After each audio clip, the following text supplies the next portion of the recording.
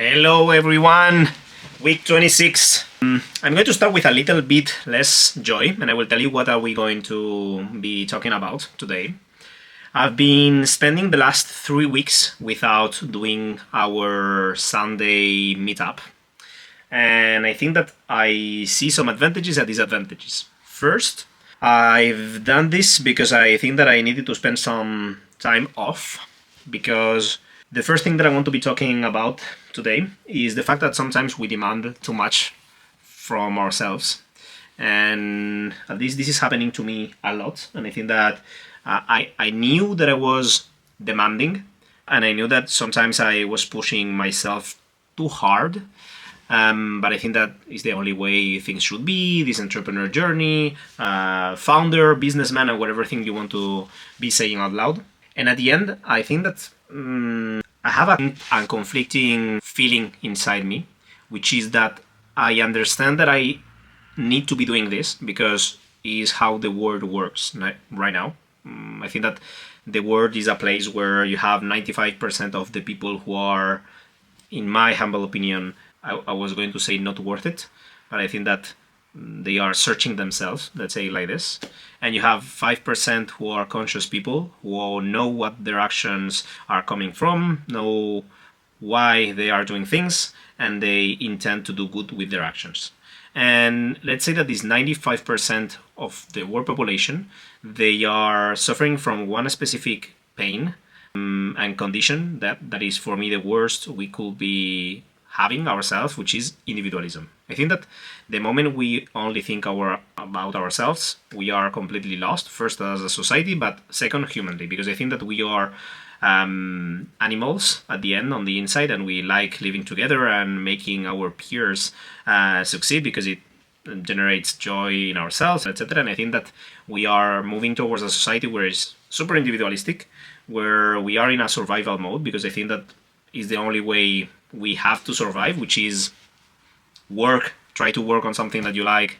And even if you have this work, you don't have the security that you're going to be living a life without too much stress, because any kind of problem that happens to you is super expensive. Any kind of public pressure against you in terms of taxes or whatever, penalties, etc., can make you be totally drawn financially. I think that we have some people who attain financial freedom, and for them to be replicating this exercise once they have the clues, I think that is easier, because once you have done something, it's easier for you to be able to repeat it. It's not always like this, but at least you have more percentage. It's kind of recognizing a red car. If you haven't seen a red car and I'm trying to search for one, if I don't know what red exactly looks like, maybe I'm not going to be getting it so fast. And what else? So with all these conditions, I think that I'm fighting against a perspective of Alexis who has to do this struggle, hustle, etc., because it's how life has to be played. Because at the end, I feel sometimes that this is kind of a big competition, where the end is when you die, which is kind of the end point of the race is when you die, truly. This feeling is kind of complicated to understand, because it means that this is not 10 kilometers, it's more like an ultra marathon, or a ultra mega ultra whatever terms at the power of whatever you want to be saying, marathon. And at the end, it means that we need to be saving resources, saving energy, but at the same time pushing ourselves to the limit, without dying. So I think that these are the conditions we have to be living with, and this sometimes is kind of complicated. This is the reason I didn't film for 3 weeks. I think that I wasn't emotionally ready. First, because I didn't know what to do. Second, because I think that there are some things which are point 2 and point 3 of what we're going to be talking about today, that are struggles that I have in my mind that are not totally solved. So I think that today I'm going to be uploading this video, at least for it to be done. And I think that next week I will have some moves in the chess game that I'm playing in some areas of the company and also my life. And I think that I will be able to move forward. I think that this is kind of the thing that I'm struggling the most about, which is when things are not depending on yourself totally. And I think that happens a lot, whatever you do in life. If you think about Drimmly, for example, I'm depending on parents and students. Even though I wanted to make something succeed, I'm depending on someone. So this is always going to be the case, but it's a feeling that is kind of complicated for me because I have this sensation that I take the time to do a lot of things really well when it's towards others, and if I'm not able to do them, at least I'm able to be reflecting really fast when I do a mistake and being empathic, which I think is my superpower. And not because I have it and I will live all my life having it. I think that you need to renew this superpower almost every day, every week, every month to be maintaining it. I think that is something like a muscle. You need to be working out. But I think that this has been, for me, the feeling that has allowed me to put myself in somebody else's shoes. And this is a super advantage because I think that a lot of people that are around me and that I love so much, they are being taken care of.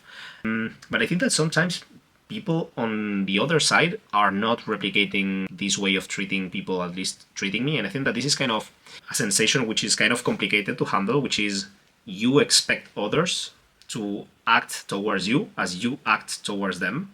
And I think that this is kind of complicated because the easier or the faster you understand that this is not going to be the case. Why? I will come back to these statistics that I mentioned. The fact that we have a number of friends we can count with the fingers of our hand. This is a sentence that my father used to say a lot. There is a reason why we say this. It means that we maybe know in our lives 1,000 or 100 or 200 people that we meet, and we decide for 5, 6, 7, 8, 10 maximum of them to be friends. There is a reason why we can calculate this and say that this represents 5% of all the people that we know. I think that it will come back to the rule that I mentioned at the start, which is 95% are people who are individualistic, that they didn't realize what they are built of. They a lot of times they don't know where they are going. They don't know where they are coming from. They don't even know what their actions imply on others or what they mean. They don't have this level of consciousness, and I think that is the reason why you have this limited amount of friends, but also the reason why inside those friends, because of statistics, you start losing some of them really fast. Because I think that the more you move in this timeline, the more, if you don't work out these competencies or these features or these qualities that you have inside you, whether if it's being empathic, being a good friend, worrying about others, not being individualistic, etc. It's kind of a virus. The other day I was explaining that the fact that a lot of the society is like this makes you have to protect yourself in the long term, not to be getting contagious or getting infected by this disease, which is the individualistic side of things. Life has a lot of bad situations. I think that I was explaining this the other day in the startup world. I think that 6 days over 7 are bad days, whether because you have really good days and you are comparing yourself with the one that has better days than you, then your good days become bad days because you are struggling a little bit.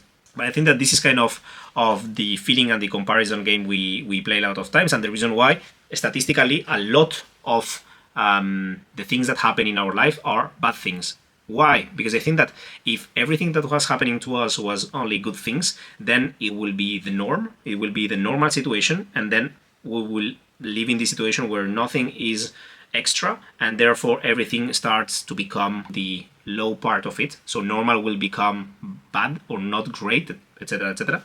And that is the reason why we have this workout reason, as we do in sports. The fact that if you are fit, meaning our friendship or relationship is fit, and you don't work it out, you are going to lose your form, your shape, or whatever.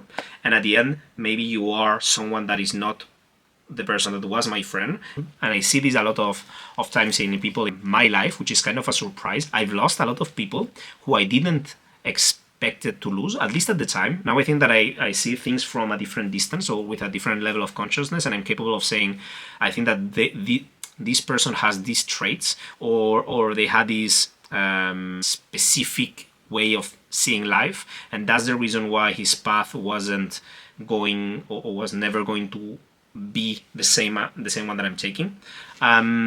But even like this, I have friends that are coming from different backgrounds. It's not something regarding backgrounds. I think that is something about taking care of things, taking care of life, not settling for whatever comes, and always trying to push a little bit, whether if it's yourself, whether if it's others towards a good direction, the people that you love, etc., etc. So this is the first thing that I've been struggling a lot. And also the reason why I think that I've became, I don't know if this is happening because I have been, and this is going to the second one, I think. I've been spending, this is almost the month 7 of having started Drimmly, and it is starting to be complicated in financial terms, because this is kind of the same thing, the comparison part. I see a lot of entrepreneurs who have their parents that can back them up, who have maybe their wife or husband that can back them up. If something fails, they have maybe a house that they can live in because it was their family house, and now they didn't need to take a specific. They come from a different upbringing, and that's the reason why they have certain advantages that other people we have not.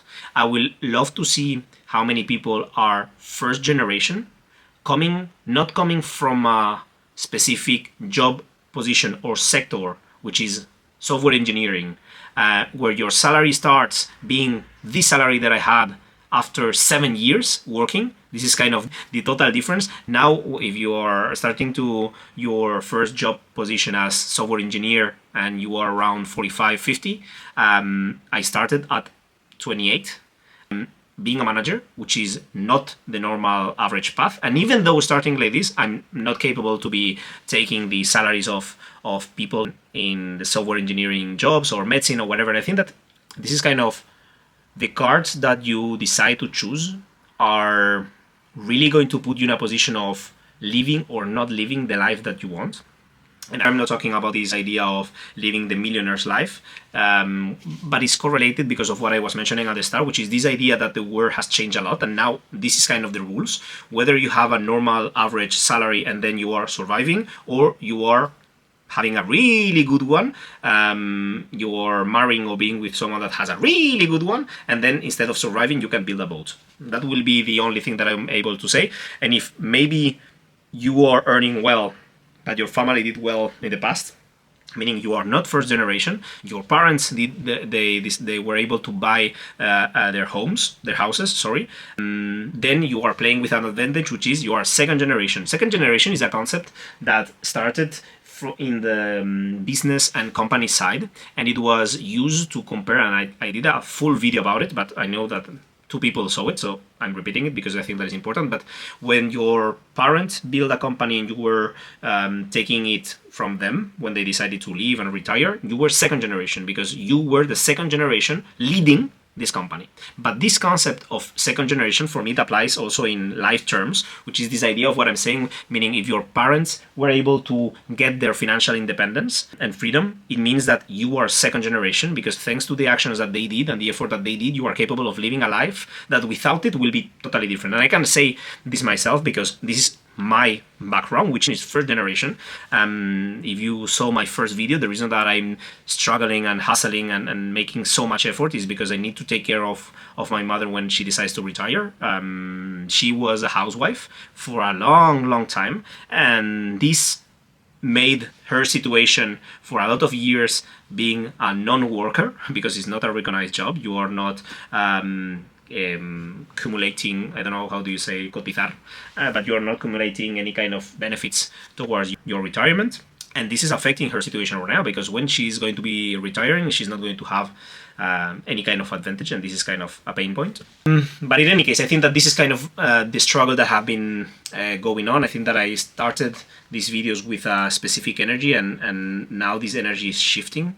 I think that it's shifting only these weeks because I'm in a pain point where I see these resources struggling. I remember that I decided to draw a specific path with this concept of runaway from the company, and I'm not starting this company with 40K in my bank account and with the house that I was able to buy because my parents helped me with the money during COVID to buy my house, etc. I see a lot of examples in my surroundings, friends, family, and people that I don't know personally, but I know their situations, and it's crazy. I think that sometimes I feel like a victim, and I'm pushing myself too hard doing comparisons, because I think that it's not depending on me. I cannot be a superhero. I can have specific superpowers, but I cannot be a superhero. I cannot change my whole family lineage as fast as other people did. And I don't know, even someone with the same cards, same scenarios, same conditions, etc., is totally different. Maybe if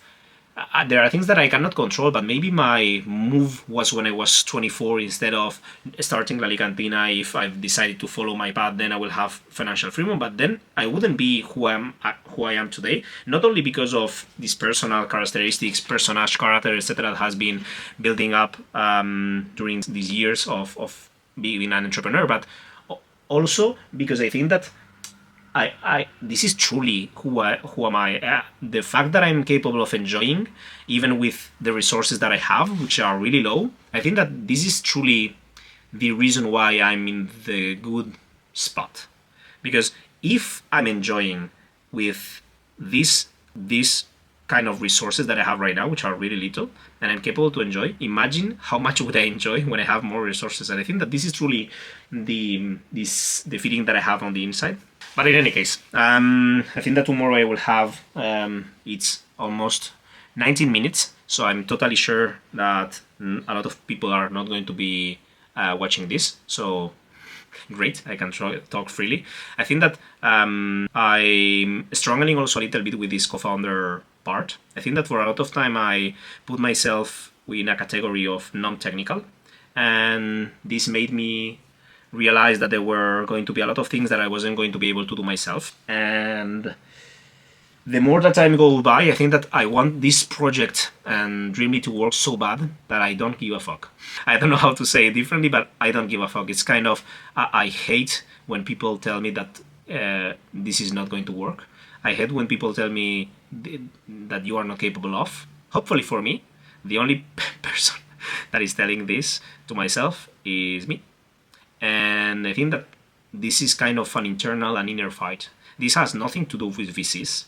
This has nothing to do with co-founders or parents or students. This has to really do with me, because I want to be seeing this so bad working that I cannot allow myself to stop now. I think that the person that I became and what Drimmly is right now, when I'm capable of opening a Drimmly and I was able to develop a specific AI where instead of doing a request on Gemini and put a front end, I was able to design a specific way of retrieving the information. And I understood by watching YouTube videos about the Ash Ryan and Ash Fine, two guys that are standard professors doing a specific course on LLMs, these logic of encryptions and embeddings, etc., and capable to understand that maybe I could use vectors for the AI to be reading them and being trained on the informations that we have, and we are compounding each time the user is using the AI. This is kind of a logic that I would have never been able to build in June. Never. I had no knowledge. I had used no tools. I had no idea of vibe coding. People say that it's easy. Easy my balls. I think that vibe coding is starting to be really good to work with an input that is really standard. But the thing we need to truly understand is if your input is standard, then your project won't work. The reason why is the business world is so complicated that whether you find a niche that is so niche and you find really a pain point where there is no competition, is really hard, and your product is super easy and you do a good marketing and you have a little bit of luck and then it can work, but it will never be, and this is kind of the situation I mean, it will never be a $1 billion company. And this is kind of an idea that I'm really getting about VCs, but it's truly my way of understanding that this is kind of the summum of my sport. I think that a lot of when you talk about football players and you see that they are capable of dreaming about the Champions League, which is the best of the best. This is kind of the Three Wizard Cup for Harry Potter, is the cup of this story.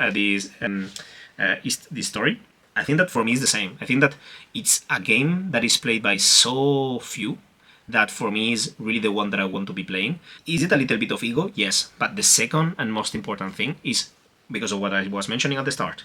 We live in a world of resources. Without them, you have no say.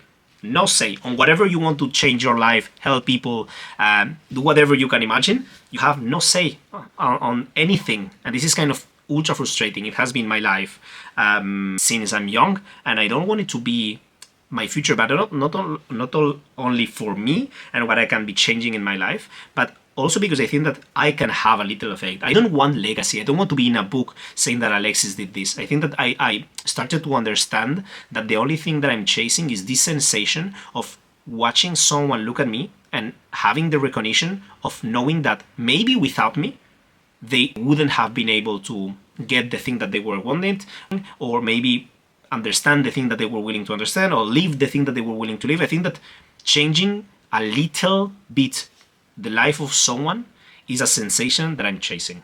I think that is the same that Dalai Lama was having, is the same that Maria Teresa de Calcutta, in a different aspect, which is what I think that is more spiritual, but I think that this is something that I'm chasing. And last thing, because I want to stop the video, I think that I've been talking enough. I've been selected to a co-founder retreat for 1 week only in San Francisco in February during St. Valentine's. It's kind of a super exciting thing for me. I'm struggling because I think that I need to be really focused on this part of the journey, but I'm super excited to be having this kind of opportunity. So this is kind of the thing that I felt this week, having a really good news. Nothing like this happens in my life. Not for now. It will, I'm sure of it, but for now, not a lot of times. And I think that is kind of exciting, but as always, I think that I'm enjoying it not enough. It happens, and I was really swamped on this economical stress of checking my Revolut, checking the bit of Bitcoin that I have, and the fact that I cannot cash out this because they didn't. I think that I bought it at the same value that it is right now, which is 75k. And it's kind of super stressing because I know that I need to hold and I cannot use that amount. But if one day I need to open this little peak of money to maybe buy something regarding Drimmly, I think I will need to do it. There's no way I'm not going to. So I don't give a fuck about Bitcoin and maybe making my 1,000 euros be 3,000. I don't give a fuck. I will use that money for sure. But I think that it's super struggling to be playing like this and knowing that at the end it's kind of this economical sensation that I've always had, which is my relationship with money is not a good one, and I hate being or saying this. I think that I found a guy that is really interesting called Hammer, and he's from London, and he's working in this neuro psychological approach or of ourselves having certain barriers that we is so set in our subconscious that we are not capable of destroy only by thinking. And I think that I arrived to that point where I'm capable to know myself much more, but there are things that I need help with, and this is what I was saying in my last video, the fact that I need to put some specific amount of money to be trained and to be helped by professionals in their areas, and this is something that I will do. So Hammer is something that I would love to be able to do this year, but yes, I think that these are the news that I have right now. I hope that at the end of the month I will be able to tell you something different. For now, see you next week. I think that we have had a lot of schools and teachers who had a long holidays, and it's going to be a fucking pain in the ass to be chasing the people from the high schools. But I think that the time is now. As John Cena will say, the time is now, and if there is something we must do is from January to June, because then we will enter summer, and this is going to be a period in terms of sales that is going to be really fucked up, at least as a consumer product. But in any case, I think that I have the newsletter that I need to be writing in 3 days. It's going to be a complicated one, but I'm going to do my best. I think that I cannot lie. That's the problem. I cannot lie. So I will do it and see where this takes us. Guys, thanks a lot for watching. At least I felt really great being able to express everything that was in my mind. Take care and see you next week. Bye-bye.